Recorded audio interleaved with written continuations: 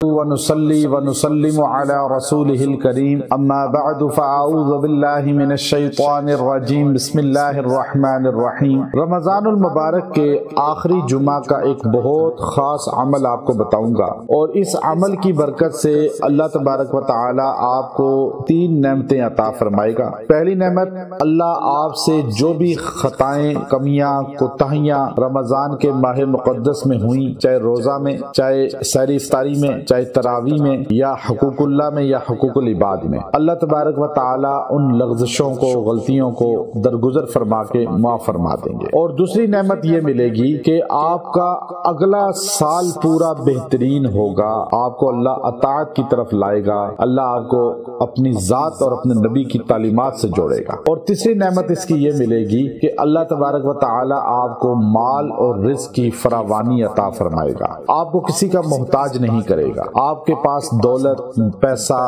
ضروریات کی تمام چیزیں اللہ پوری فرمائے گا۔ چونکہ رمضان المبارک جو ہے وہ بہترین انسان کا گزرنا چاہیے، جس کا رمضان بہترین ہو گیا اس کا پورا سال بہترین ہو جائے گا، اور جس کا رمضان بدترین ہوا، اس نے اطاعت نہیں کی، عبادت نہیں کی، فرمانبرداری نہیں کی، تو پورا سال ہی اس کے لیے پریشانیاں رہیں گی۔ تو اس لیے یاد رکھیں کہ نبی کریم صلی اللہ علیہ وسلم نے رمضان کو اللہ کا مہینہ کہا۔ اب ہمیں اللہ سے رجوع کرنا چاہیے، اللہ رب العزت کے ساتھ تعلق کو مضبوط کرنا چاہیے، اور ہمیں یہ سوچنا چاہیے کہ کس طرح جو ہے پورا سال بھی ہمارا اللہ کی رمضان کی طرح ہو جائے۔ اب دیکھیے، رمضان میں لوگ ڈرتے ہیں کہ گناہ نہیں کرنا، رمضان میں ڈرتے ہیں کہ کوئی نافرمانی نہیں کرنی، اب اپنی مرضی کے مطابق کھانا پینا کچھ نہیں ہے، اپنی مرضی کے مطابق جو ہے سونا جاگنا نہیں ہے، بلکہ اللہ نے کہا جلدی اٹھو، سحری کھاؤ، اللہ نے کہا نمازیں پڑھو، اللہ نے کہا جو ہے افطاری اس ٹائم کرو ورنہ کچھ نہ کھاؤ، سامنے ٹھنڈا پانی ہے نہیں پی رہے، پیاس لگی ہوئی ہے، بھوک لگی ہوئی ہے، کھانا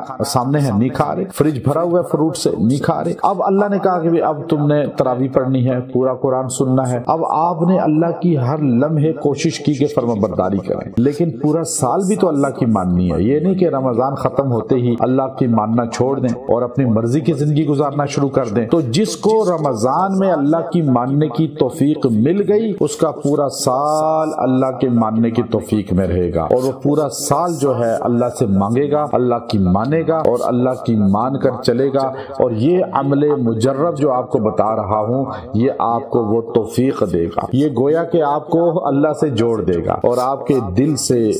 غیروں کی طاقت، قوت کا یقین نکال دے گا، اور اللہ کے سامنے جھکنے کی آپ کو توفیق دے گا۔ تو یہ عمل مجرب آپ نے اختیار کرنا ہے کہ رمضان المبارک کے لاسٹ جمعہ، جسے جمعۃ الوداع کہا جاتا ہے، اور عوام نے یہ نام دیا ہے، جمعہ آخری جو ہے اس میں آپ نے سورہ صافات، سورہ یاسین کے بعد ہے یہ سورہ، اس سورہ کی آخری 3 آیتیں، سبحان ربک رب العزت عما یصفون وسلام علی المرسلین والحمد للہ رب العالمین، ان 3 آیتوں کو آپ نے 41 بار 41 ٹائم پڑھ کے دعا کرنی ہے، اللہ سے مانگنا ہے کہ یا اللہ جیسے تو نے توفیق دی رمضان میں، پورا سال توفیق دے، جیسے تو اس میں راضی رہا اور راضی ہو جاتا ہے تھوڑے سے عمل سے، ہمیں پورا سال اپنی رضا عطا فرما، اور اللہ سے جڑنے کی دعا کریں، رزق کی دعا کریں۔ اللہ ان 3 آیتوں میں اتنی طاقت رکھی ہے اللہ نے کہ ان 3 آیتوں کو پڑھ کر آپ جب بھی اللہ سے دعا کریں گے آپ کی دعا رد نہیں ہوگی۔ یہ بڑی خاص آیات ہیں، اور اس میں اللہ رب العزت نے طاقت اور تاثیر رکھی ہے۔ ہمارا یہ وظیفے آپ پورا سال بھی پڑھ سکتے ہیں، کبھی بھی تاریخوں کے علاوہ بھی کر سکتے ہیں، لیکن آپ ابھی